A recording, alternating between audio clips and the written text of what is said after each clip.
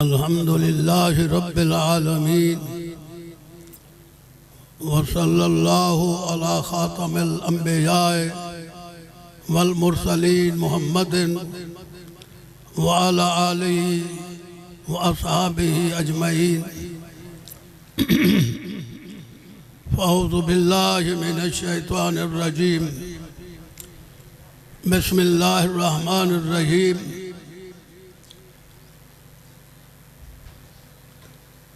للہ الذین آمنوا للہ الذین آحسنوا الحسنى وزیادہ۔ یہ آیت کا ایک چھوٹا سا بہترین ایک نسخہ ہے جس کے بارے میں نے مختصر گفتگو کرنی ہے۔ للذین آحسنوا، جو لوگ نیکوکار ہیں ان کے لیے الحسنى جنت ہے، وزیادہ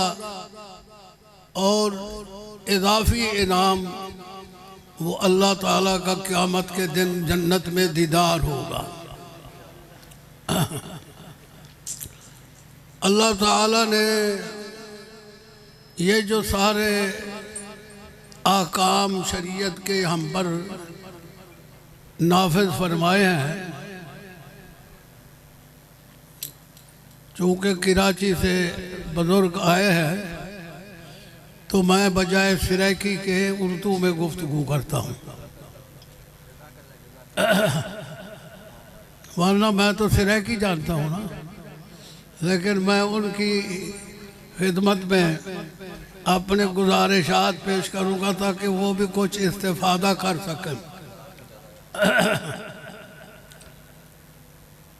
اللہ تعالیٰ نے جتنے احکام ہم پر فرض کیے ہیں وہ نتیجہ خیز ہوں گے قیامت کے دن،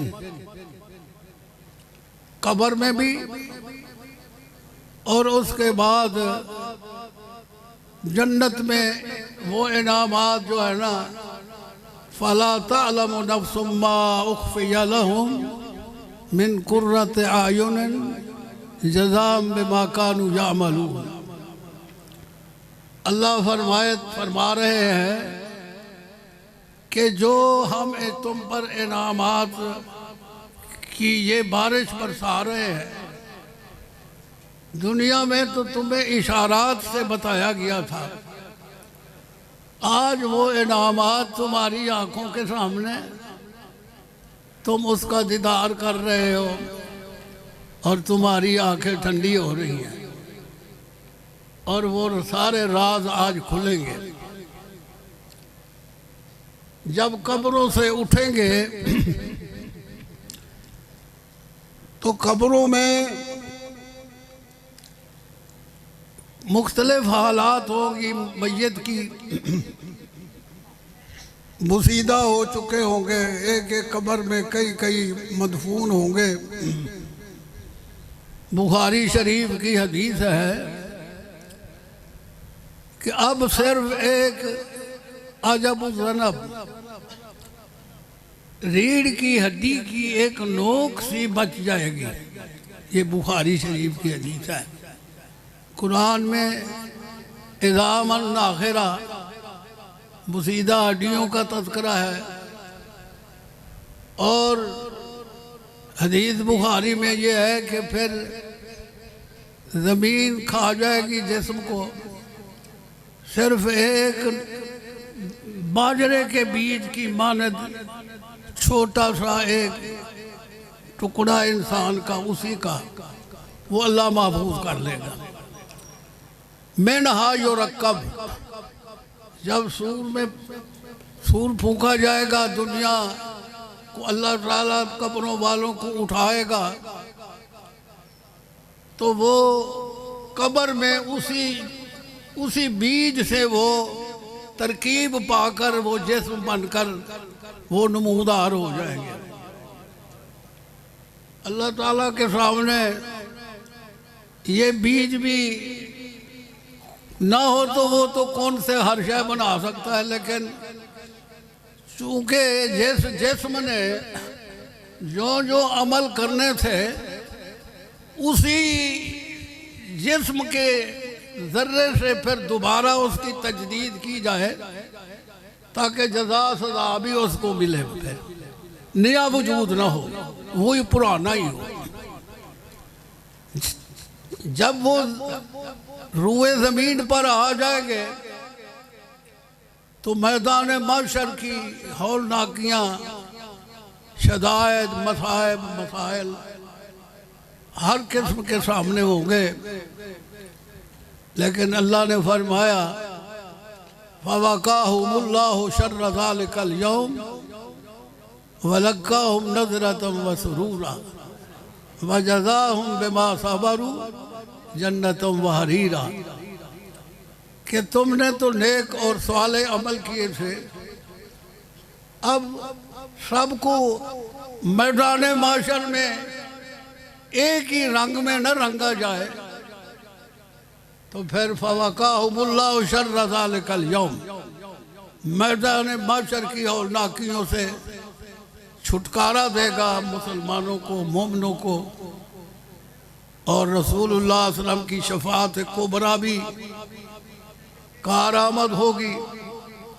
تو میدان محشر کی ہولناکیاں ہلکی ہو جائیں گی۔ تو اللہ نے فرمایا پھر ہم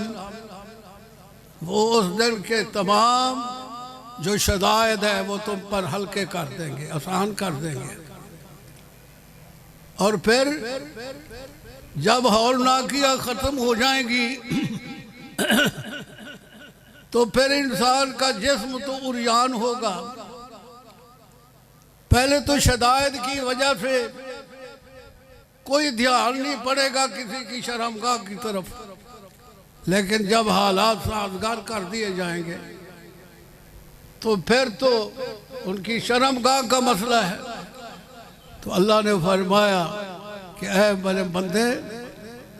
فَوَقَاهُمُ اللَّهُ شَرَّ ذَلِكَ الْيَوْمِ وَلَقَّاهُمْ نَضْرَةً وَسُرُورًا وَجَزَاهُمْ بِمَا صَبَرُوا جَنَّةً وَحَرِيرًا، پھر حریر کے لباس بھی تمہیں پہنا دیے جائیں گے، عَالِيَهُمْ ثِيَابُ سُنْدُسٍ خُضْرٌ وَإِسْتَبْرَقٌ، اور جنت کے اندر داخل ہونے سے قبل ہی یہ سلسلہ شروع ہو جائے گا تاکہ اس کی جو پردہ داری ہے، شرم و حیا ہے، اس مومن کو عطا کیا جائے، وہ شرم و حیا کے ساتھ پھر جنت میں داخلے ہو جائیں گے۔ جس وقت جنت میں داخل ہو جائیں گے تو اس میں محلات ہوں گے، مساکن طیبہ۔ صحابہ کرام نے پوچھا ما بناؤہا، وہ کوٹھیاں، وہ محل قرآن کا تذکرہ ہے تو وہ کیسے ہوں گے؟ فرمایا لابنۃ من ذہب لابنۃ من فضہ، ایک اینٹ سونے کی اور دوسری اینٹ چاندی کی ہوگی، وَمِلَاكُهَا الْمِسْكُ،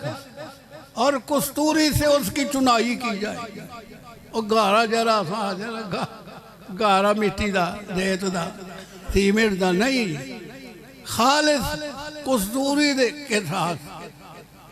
اس کی چنائی کی جائے گی۔ یا اللہ، یہ اللہ نے فرمایا ما اخفی لہم من قرۃ اعین،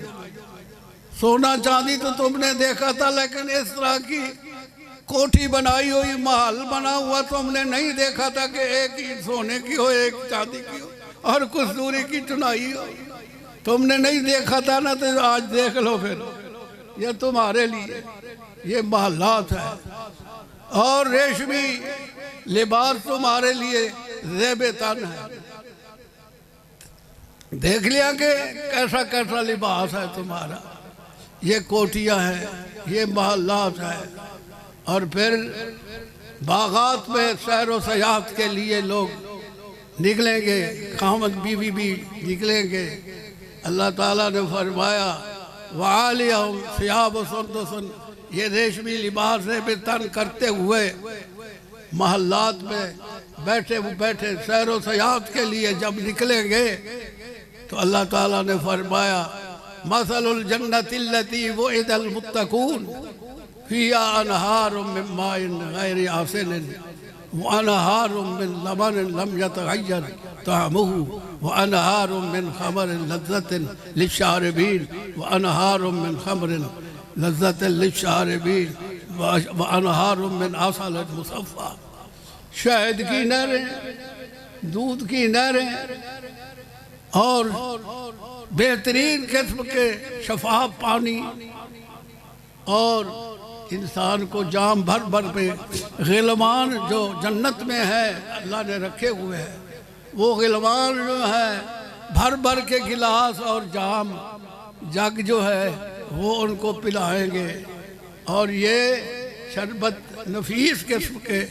کستوری بھی لائے ہوئے اس میں خوشبودار زبردست قسم کے، وہ ان کو بھر بھر کے گلاس پلائیں گے، وہ پئیں گے۔ اللہ تعالیٰ نے فرمایا وَدَانِيَةً عَلَيْهِمْ ظِلَالُهَا، اور درختوں کی اس طرح نہیں ہے کہ ٹاوا ٹاوا کو کدھر ہے کو نہیں، لینوں کے اندر ہے، تو لین کے اندر کثیر تعداد میں اس طرف بھی جنت کی دودھ کی نہر کے اوپر، شہد کی نہر کے اوپر، کنارے کے اوپر ایک طرف درختوں کی لین ہے، دوسری طرف بھی درختوں کی لین ہے، اور یہ خاوند بھی جا رہے ہیں، اوپر دیکھتے ہیں تو سبزہ زار ہے، یا اللہ کیسا سبزہ زار ہے، ارے اللہ کے منتر سبزہ زار تو ہے، نیچے بھی دیکھ، نظر نیچے کر، وَدَانِيَةً عَلَيْهِمْ ظِلَالُهَا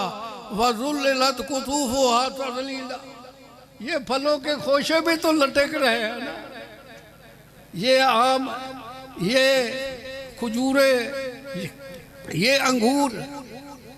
یا اللہ یہ تو درختوں کے اوپر ہے، تو اللہ نے فرمایا دیکھ تو صحیح،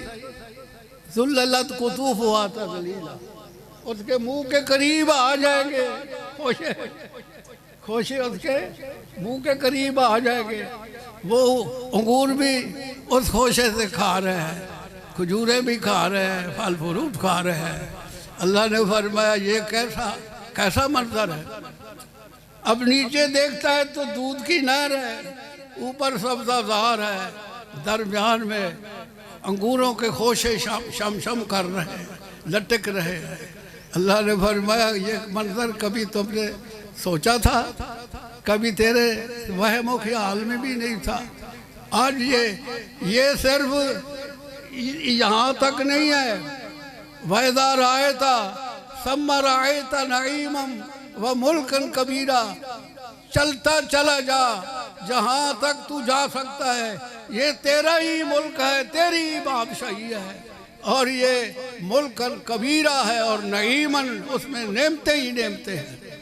یہ نہیں ہے کہ خود آباد کرو جی، یہ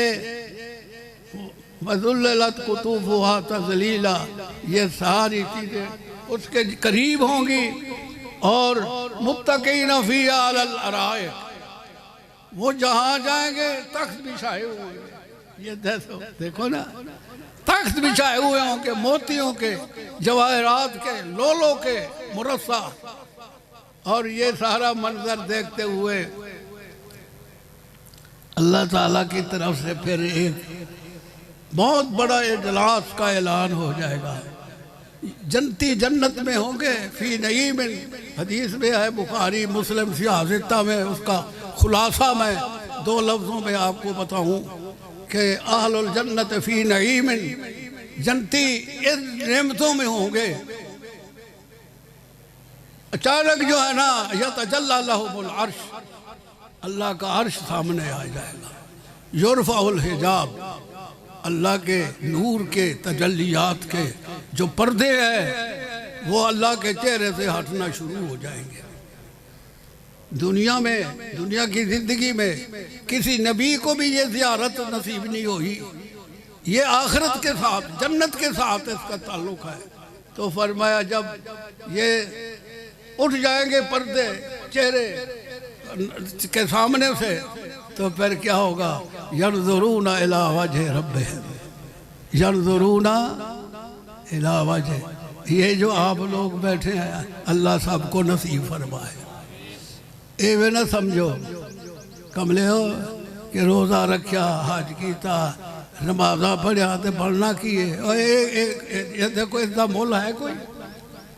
اللہ تعالیٰ کا عرش سامنے آئے گا، اور پھر قرآن مجید میں ہے وجوہ یومئذ ناظرہ الی ربہا ناظرہ۔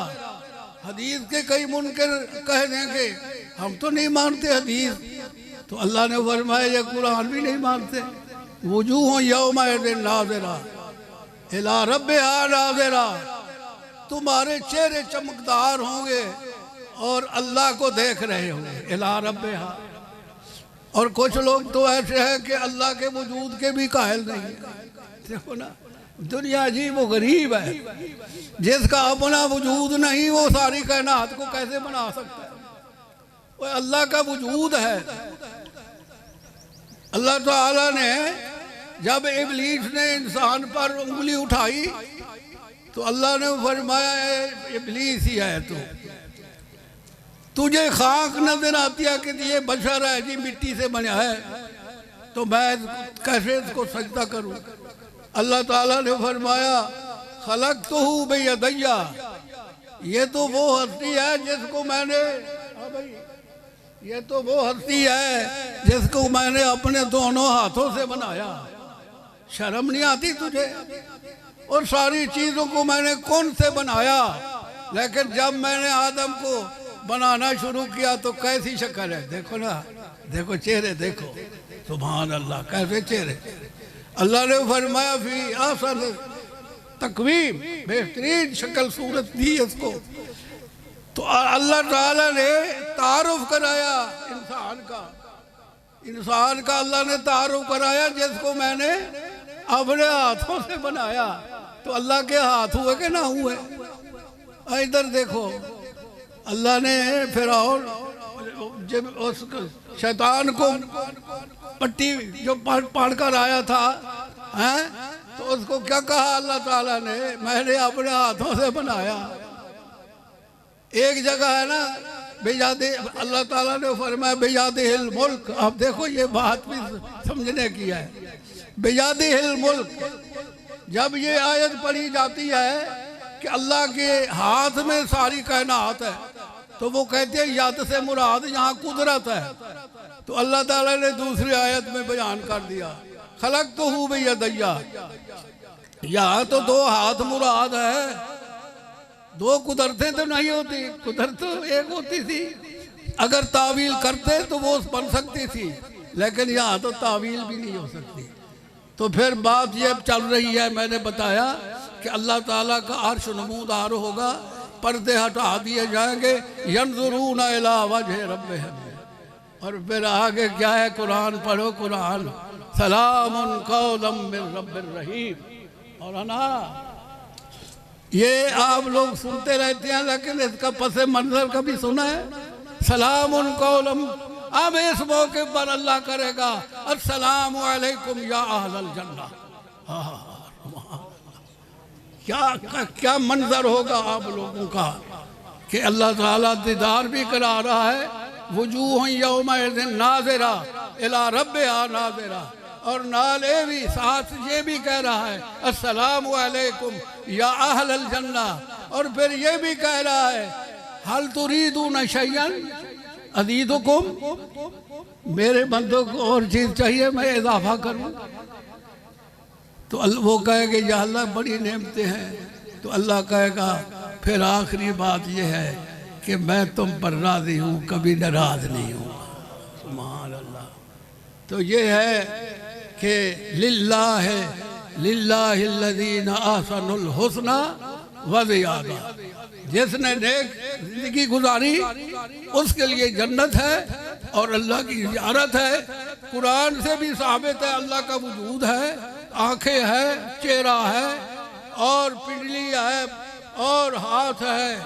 اور یہ قیامت کے دن اللہ اپنا دیدار بھی کرائے گا۔ اللہ ہم سب کو نصیب فرمائے۔ سبحان ربک رب العزت عما یصفون وسلام علی المرسلین والحمد للہ رب العالمین۔